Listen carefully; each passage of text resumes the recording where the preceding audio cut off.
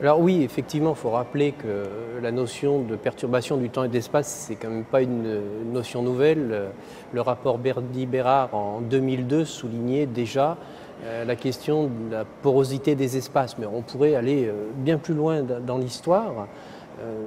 Alberto Manguel cite le cas d'un prince perse au Xe siècle qui se déplaçait avec une grande quantité de livres qu'il déplaçait sur des chameaux qu'il avait appris à se déplacer par ordre alphabétique. Alors, cette petite anecdote pour dire que la question de mobilité, la question de porosité, ce n'est pas une question nouvelle, mais elle a une acuité particulière avec le numérique. Effectivement, le numérique brise le principe de la tragédie grecque, principe d'unité de temps, de lieu et d'espace. Ça, c'est une certitude.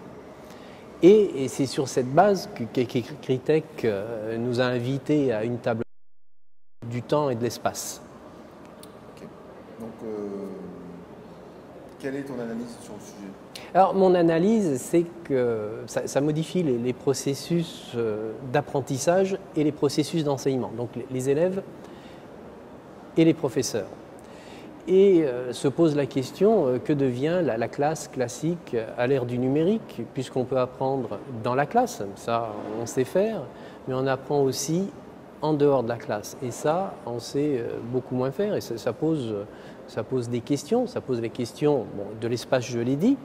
Alors, espace, c'est espace réel, l'espace de l'école primaire, du collège, du lycée, de l'université. Et puis, ça pose la question des espaces numériques. Et dans les deux cas, il faut les reconfigurer. L'espace physique, c'est 4 murs, c'est un toit, et à l'intérieur, on va intégrer des nouvelles façons de travailler, des façons de travailler qui sont plus coopératives, plus collaboratives. On pourra peut-être même aller sur l'intelligence collective.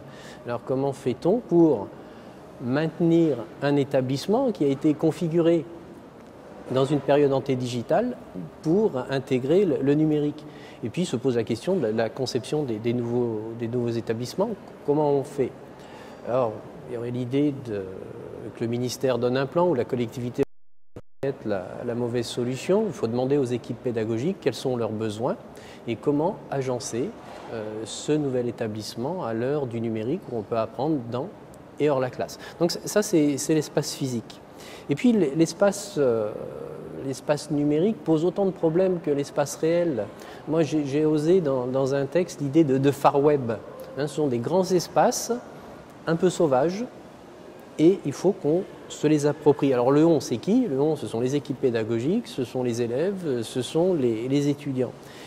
Les profs sont des bâtisseurs. Il va falloir cadastrer cet espace, dire cet espace il est signifiant, on y fera telle chose, tel autre espace est signifiant, on y fera telle autre chose. Alors là, on est à un moment donné un peu de tension, à savoir qu'il y a les solutions institutionnelles, les environnements numériques de travail, qui sont construits par les collectivités locales, par l'institution, puis les profs s'emparent de solutions plus hétérogènes qu'on appelle en anglais les Personal Learning Environment ou environnement personnel d'apprentissage. Alors comment on fait pour concilier une démarche un peu plus hors sol et qui s'éloigne de l'administratif et puis les ENT? Alors moi mon propos n'est pas d'opposer l'un et l'autre mais bien de faire en sorte qu'ils puissent collaborer. Donc on architecture des espaces numériques. Donc la question à l'heure actuelle, c'est comment concilier l'espace physique, l'espace réel, l'idée n'étant pas d'exclure un pour faire briller l'autre, mais bien de les faire dialoguer dans la meilleure intelligence possible. Alors il a été dit dans la table ronde que c'est une question de changement, et probablement un changement qui va se faire sur le long terme, petit à petit, par infusion. Alors, un des collègues a dit c'est une révolution de velours, un changement de velours, plus que la révolution de velours. Mais je crois qu'on est ici, il faut savoir donner du temps au temps et peut-être éviter d'être trop dans l'injonction en disant il faut décréter le changement. Le changement, il ne se décrète pas. C'est un élément de conviction. Alors la conviction, on nous demandait d'imaginer le lycée, enfin l'établissement du XXIe siècle. Je crois que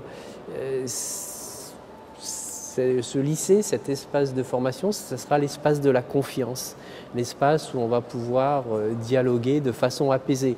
Alors, on n'en est pas encore là, parce qu'il est évident que le web, il est globalement encore dangereux. On peut y trouver tout, n'importe quoi, mais on peut aussi y trouver des choses extrêmement intéressantes, extrêmement pédagogiques, extrêmement didactiques.